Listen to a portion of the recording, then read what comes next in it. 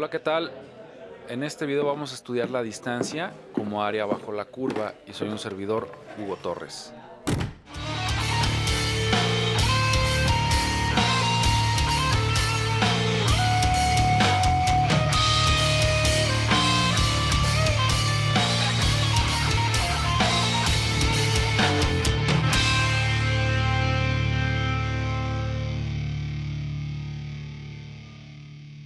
Bien, vamos a suponer que tenemos un vehículo que se está moviendo con una velocidad v y como nos dicen en la primaria, como nos enseñan, la velocidad es igual a la distancia entre el tiempo. Si de ahí yo hago un despeje muy sencillito y el tiempo que está dividiendo lo paso del otro lado multiplicando, tengo que la distancia es igual a la velocidad por el tiempo, así como nos enseñan en la primaria, ¿ok? Bueno, pues voy a trabajar con esa expresión que si bien es cierta, la situación es un poquito más amplia, ¿sí? Y la vamos a estudiar aquí con más detalle. Hay una cosa bien importante porque para que esta expresión sea válida, implica que la velocidad debe de ser constante, ¿sí? O sea, el vehículo o el móvil siempre se está moviendo a la misma velocidad. Y bueno, ¿eso qué quiere decir? Velocidad constante quiere decir que a intervalos de tiempo iguales se recorren distancias iguales, ¿ok? Bueno, ahora, el tiempo el tiempo fluye, el tiempo está transcurriendo, ¿no? Siempre, y no vamos a entrar en temas relativistas, ¿no? O sea, el tiempo siempre va avanzando y no podemos hablar de tiempo como un instante, ¿no? O sea, cuando hacemos una medición de tiempo, tal cual, o sea, transcurre, o sea, medimos qué tanto transcurre el tiempo, ¿no? Por ejemplo, ahorita conforme estoy hablando, pues ya pasó tiempo y ya es otro momento que cuando inició el video, ¿no? Entonces, bueno, este tiempo de ahí no es un instante, ¿sí? El tiempo está transcurriendo mientras ese vehículo avanza. Entonces quiere decir que tengo un tiempo inicial, o sea, tengo un tiempo donde empiezo a observar el movimiento del coche. El coche comienza a avanzar y tengo una nueva lectura o una nueva toma de tiempo.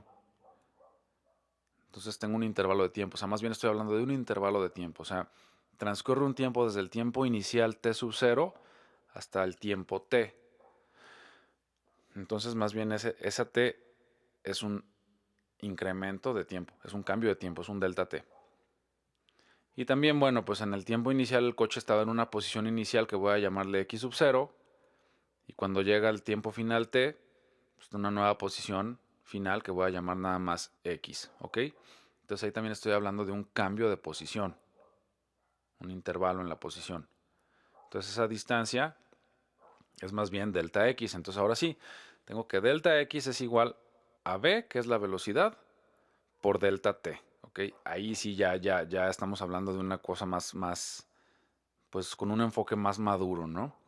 Una cosa más, la x la voy a llamar s, o sea, suele usarse en este tipo de problemas, sobre todo en la bibliografía que yo uso, a la posición se le suele poner la letra s, ¿sí?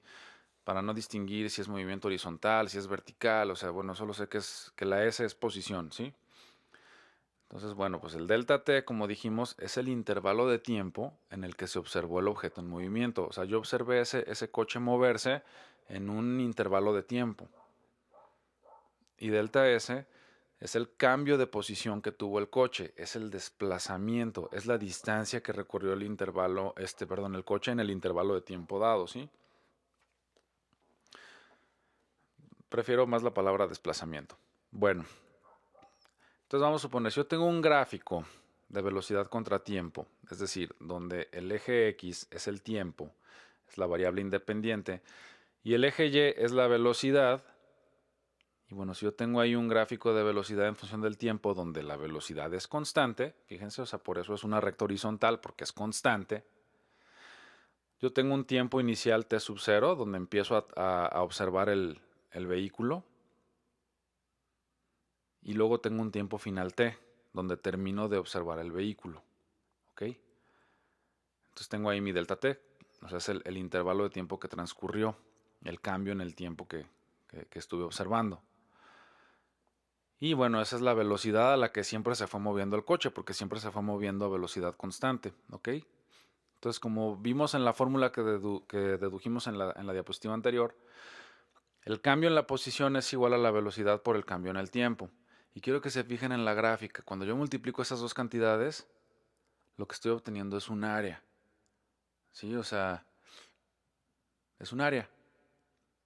Ese desplazamiento, ese cambio de posición delta S es un área. Porque la base de ese rectangulito es el delta T y la altura es la velocidad V. Entonces, bueno, pues ahí llegamos a la conclusión de que el desplazamiento es el área que hay bajo la curva en un gráfico de velocidad contra tiempo. Si se fijan y hacemos el análisis dimensional, voy a trabajarlo en sistema internacional. Entonces, bueno, tenemos la velocidad y tenemos el tiempo.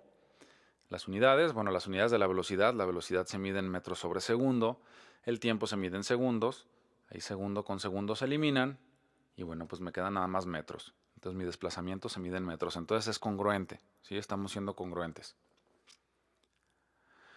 Vamos a ver ahí. Ahí yo tengo una velocidad, una función de velocidad, velocidad en función del tiempo. Tengo un tiempo inicial y tengo un tiempo final. ¿Sí? Ahí está mi intervalo de tiempo. Aquí la velocidad, como pueden ver, ya no es constante. Bueno, ya tiene otro comportamiento. ¿Sí? Aquí la velocidad va aumentando, ya tiene una aceleración. Pero bueno, finalmente el desplazamiento, como dijimos en la diapositiva anterior, pues es el área. Entonces, tengo ahí la base y, bueno, pues ahí tendría yo el área que sería el desplazamiento, ¿sí? Obviamente ahí pues evidentemente tendría que usar la fórmula del área para un triángulo. Obvio. Ahora, ¿qué pasa si yo mi tiempo inicial más bien lo tengo un poquito más adelante, ¿no? Bueno, pues tengo ahí una nueva medida para delta t, tengo una figura diferente, pero bueno, pues tendría que usar ahí la fórmula respectiva del área para esa figura, ¿no? O sea, pues ahí tendría mi desplazamiento. O también podría hacerlo aproximando con rectángulos. Sobre todo si ya es una curva un poquito más caprichosa, ¿no? Si se fijan, ella es una curva, ya no es una línea recta, ¿no? La función de velocidad ya no está descrita por una línea recta, sino que es una curva. Entonces, bueno, pues ahí podría hacerlo con aproximaciones con rectángulos, como vimos en un video anterior. Y bueno, pues mi desplazamiento sería aproximadamente igual a la suma de cada una de las áreas para esos rectángulos. Vamos a ver, vamos a hacer una medición experimental de la velocidad. Es decir, yo voy a tener aquí un coche y yo voy a ir tomando lecturas de tiempo y de velocidad, ¿sí? Vamos a suponer que yo voy adentro del coche con el piloto y voy a ir tomando con un cronómetro en mano, voy a ir tomando medidas de tiempo y vamos a ir viendo en el velocímetro qué velocidad va marcando. Entonces voy a tomar el tiempo y vamos a ir midiendo las velocidades. Aquí vamos a hacer una observación. La velocidad esta vez ya no va a ser constante, va a ser variable. Entonces, no sé, el coche de repente va a ir más rápido, de repente va a ir más lento, o sea, va a tener un comportamiento un poquito más aleatorio. Entonces, bueno, yo tengo un tiempo inicial y una lectura de velocidad inicial. Y conforme se va moviendo el coche, voy a ir tomando diferentes lecturas de ambas magnitudes, de tiempo y de velocidad. Con esas lecturas, una vez que tuve suficientes, las que yo quiera, voy a construir una tabla y con los valores que tenga en mi tabla puedo construir un gráfico. Si se fijan, pues el gráfico está bastante caprichoso, ¿no? O sea, no es una curva suave ni una línea recta, ¿no? Lo voy a dibujar azulito para tenerlo más claro. Y bueno, pues si quiero conocer el desplazamiento, pues tendría que calcular aproximaciones del área, ¿no? Del área que se genera debajo de ese gráfico. Lo puedo hacer, como ya vimos, usando las esquinas izquierdas, o lo puedo usar construyendo rectángulos, haciendo coincidir las esquinas derechas. Nomás si quiero que observen un detalle bien interesante. Si yo uso las esquinas izquierdas, el último dato que tomé no lo voy a utilizar. Y no pasa nada. O sea, digo, finalmente estoy calculando una aproximación. Y si uso las esquinas derechas, el primer dato es el que voy a ignorar. Que tampoco pasa nada, ¿no? O sea, es una aproximación. Bueno, vamos a ponerle números. Vamos a suponer que tengo ahí unas lecturas reales. Y vamos a hacer los cálculos de esos desplazamientos. Bueno, nomás como comentario, pues hay que cuidar que las unidades sean congruentes, ¿no? O sea, en este caso, pues todos mis tiempos están en segundos y todas mis velocidades están en metros por segundo, ¿no? Para que sean congruentes. Entonces, en mi primera lectura de tiempo, que es 0, yo tengo una velocidad de 10. En mi segunda lectura de tiempo, que es 1, tengo una velocidad de 8. En la tercera, que es 1.5, tengo una velocidad de 9. Cuando el tiempo es 3, mi velocidad es 8. Cuando el tiempo es 4, mi velocidad es 7. Cuando el tiempo es 6, mi velocidad es 5. Cuando el tiempo es 6.5, mi velocidad es 6. Y mi última lectura de tiempo, que fue de 7.5, mi velocidad fue de 7. ¿Ok? Aquí los delta X son diferentes. Digo, si bien en videos anteriores he dicho que hay que procurar que sean iguales, pues bueno, cuando puedo hacerlo. Esto recuerden que salió de una medición experimental. Entonces a lo mejor yo iba distraído tomando los tiempos y no pude tomarlas siempre o sea, en intervalos de tiempo iguales. Entonces, bueno, aquí mi primer base va a medir 1. Luego de 1 a 1.5, mi diferencia es de 0.5. De 1.5 a 3, la diferencia es 1.5. De 3 a 4 la diferencia es 1, de 4 a 6 son 2, de 6 a 6.5 son 0.5, de 6.5 a 7.5 es 1. Entonces ahí están las medidas para las bases de mis rectángulos. Vamos a ver, si yo uso las esquinas izquierdas, tendría mis rectángulos así. Les recuerdo que el último dato pues no lo voy a usar. Y bueno, pues vamos a empezar a calcular. O sea, el área del primer rectángulo, que es igual a 10 de altura por 1 de base. Eso es 10. La del segundo rectángulo, 8 de altura por 0.5 de base, son 4.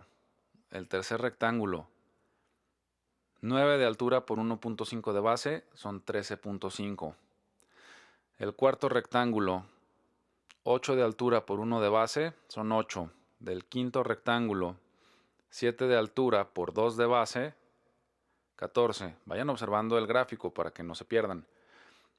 Del sexto rectángulo, tengo 5 de altura por 0.5 de base, 2.5. Y de mi séptimo y último rectángulo, tengo 6 de altura por 1 de base, son 6. Hago la suma y me da 58 metros, ¿sí?